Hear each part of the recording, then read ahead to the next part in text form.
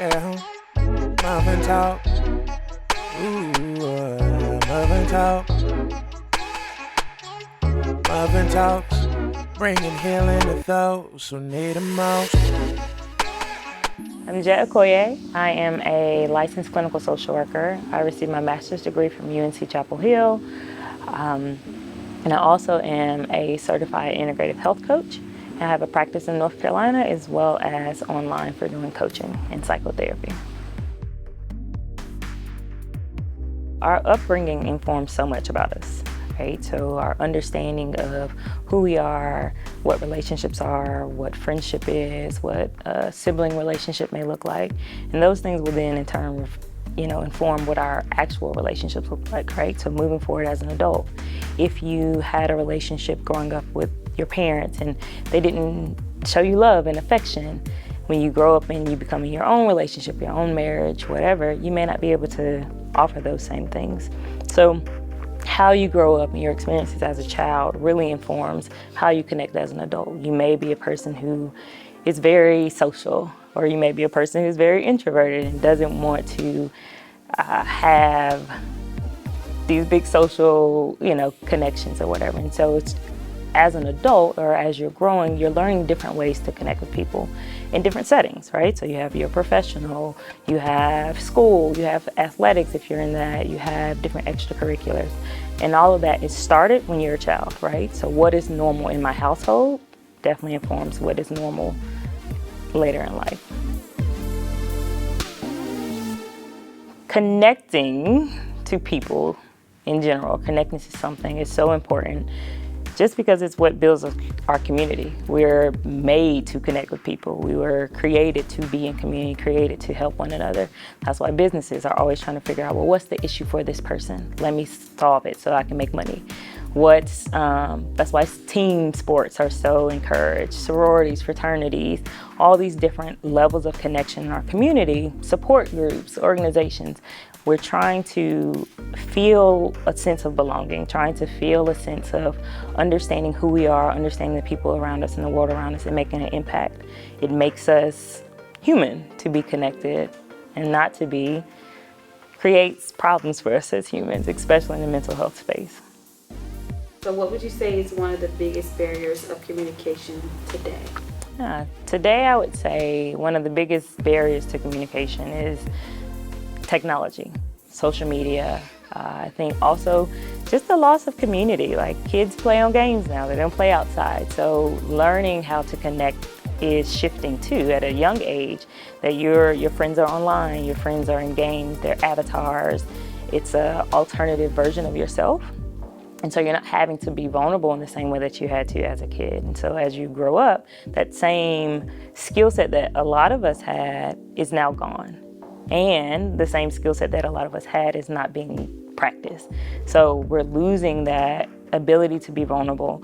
We're connecting now falsely through social media, where you only get a piece of someone. You don't get to see their full picture, and it lets you put out whoever you want to be, not necessarily having an awareness of yourself, much less those that are around you. And that makes it hard to feel like I can connect with a person because I don't know the genuine pieces of them. And some of the strongest ways to build connection from my perspective is vulnerability. Having an instance of vulnerability, having an experience where you had to be vulnerable. And that's missing now. We don't have to be vulnerable if we don't want to, and we don't have to be fully who we are. We can be whatever picture we post or whatever story we want to write. So do you feel that, like, social media, and this is my question, do you feel you can or can't connect? Or do you not think we can maximize the amount of connection just from social media? Like, if you were to meet somebody on social media, do you feel like you could still fully connect with them? I definitely think social media is a platform for you to connect. I think it's how people choose to use it, right? If you are saying, I'm going to put myself out there, or I'm going to use it in a way that I'm specifically trying to connect with these type of people, I think it's a great way to do so, right? This is the only time that you've been able to connect with someone from another country, another continent, different time zone, and still be in sync. So I definitely think it's a benefit in that way, but it's a choice, right? You still have to choose to be vulnerable. You still have to choose to put yourself out there and say, hey, I'm doing this thing, before you have all the followers, before you have all the things, it requires that sense of vulnerability. So yes, absolutely, social media is a way to connect, and I also think it's a way to hinder connection. I definitely think facilitating human connection has become a little challenging now. We used to be able to say before pandemic that human connection can look X, Y, and Z, and now that looks different because that has been a situation that's happened. So I think outside of, or in a time space where we're not in a pandemic or we're not experiencing some global crisis, that connection looks like getting back to the roots, right? So having the family dinners, having friends over, having the picnics, having the cookouts, the things where you're not on your devices, you're not having a set schedule for something. It's just we're coming together, we're gonna see what's gonna happen, and we're building, and that can literally be building activities, like team building activities, or we're just building experience together. And those are the things that connect us, right? So that can be a game night, that can be flag football, that could be a picnic, that could be a girls' night, that could be travel. It could be so many things that just says, we're gonna remove the expectations, we're gonna remove the technology, and we're just gonna get back to this, what's your favorite color? Who are you? Asking the questions and getting really curious about who people are so that you can connect to them. The challenge of creating some type of human connection now, being in a pandemic, looks a lot different, right? A lot of people don't want to do the technology. They're tired of the Zoom meetings, they're tired of house party, they're tired of all of those things. And so I think being able to take calculated risk is important. So social distance things that feel safe and feel within reason.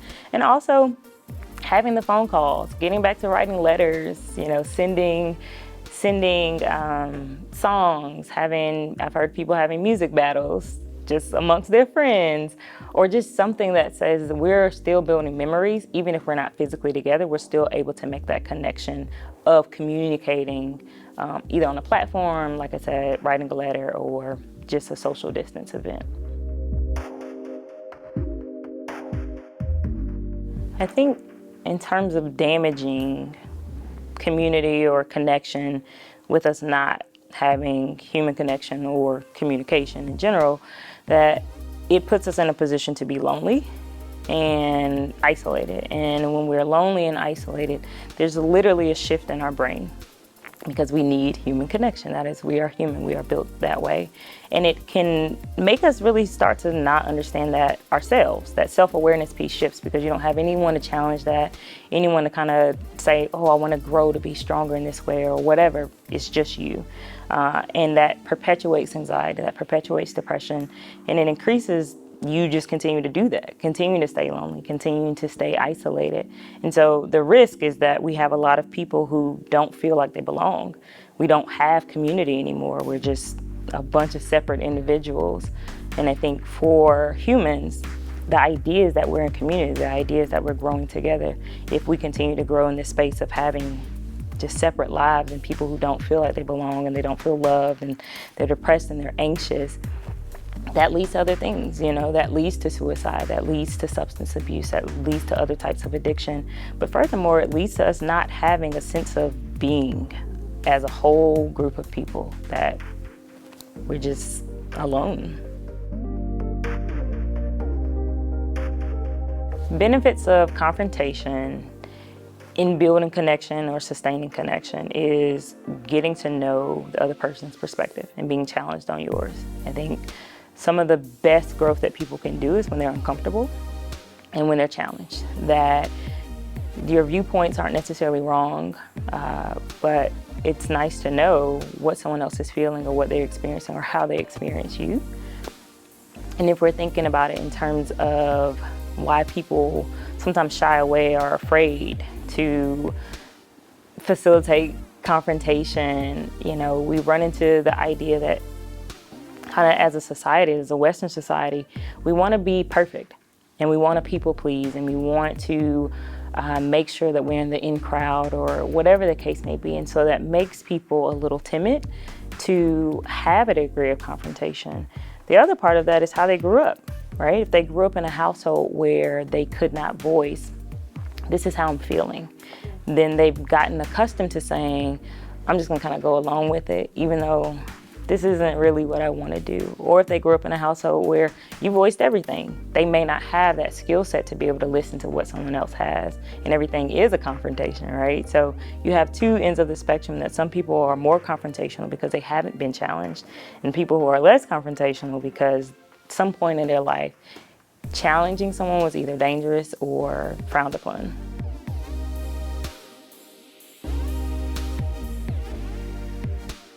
If I was trying to get the world to understand each other and connect to each other more, I would say get curious. Like, put your judgments aside, put your understanding and even your experience aside, and get curious about what other people are going through, what they're experiencing, what they want, what they dream of, what makes them happy, what makes them sad. And just getting curious about the people that are beside you or across from you, or different cultures, different backgrounds. Just the diversity piece. I think, we throw out that word diversity so much, but I mean like people who are different than you, and getting to know who they are. Starting to get back to that grassroots of going outside, playing tag, or whatever it was at your root. Like what you did as a kid before we had technology, before we had anything that distracted us from one another, doing those things again. One thing I would encourage everyone to do when we're thinking of connection is really connecting with yourself. Taking time to get to know you, becoming aware of you, becoming aware of your experiences and how you're built and why you're built. And I think some of the best ways to do that is through therapy. I think through group work, but also getting curious and asking people how they experience you. And then you going to work through some of your own experiences that you may not have had time to go and do. I think at the time of this filming, we're in a pandemic, and one thing that has been very prominent is people no longer have busyness as a coping skill, and some of those childhood things or even those adult things are coming up, and you're having to figure out how to deal with them or not deal with them. And so I would say to connect with other people, to first connect with you, and therapy is a great place to start. I've learned so much from raising Kylie. Yeah. That I want to do the same thing with all of my kids. Like, I mean, not the whole broken home thing. Yeah, but I was about to say that's it. I don't want to do that no, over not again. the whole broken home thing, but even things I've learned from you in our co-parenting. Yeah. I was like, oh, let me keep that in my pocket here. Yeah. She doesn't have a favorite, because if you feel that way, she and I definitely feel has that a way, favorite. then that means she does a great job playing both sides. Yeah, she really does, and I'm her favorite, Yeah. regardless. So I was newly married, right? And I was trying to get some type of foundation. Yeah. And it's hard to get foundation consider when that. everything is Yeah. changing. It's like, oh my God, can you stop changing a little bit? Can you give me something consistent? So it was a disconnect. That was all it was. We And did. We worked through We it. absolutely worked through We it. did. But trust me, it was It difficult. wasn't fun, but we It was did difficult, it. you know. And I definitely want to fight you more than once. Hey, you know what? And we can square up right after this. You can be one of those people who just sit there and cry about it, or you can be one of those people who sit there and actually do something and make a difference. Yep. If you've been moved by our work and would like to help fuel us on our journey, please visit us at muffintalks.com to support.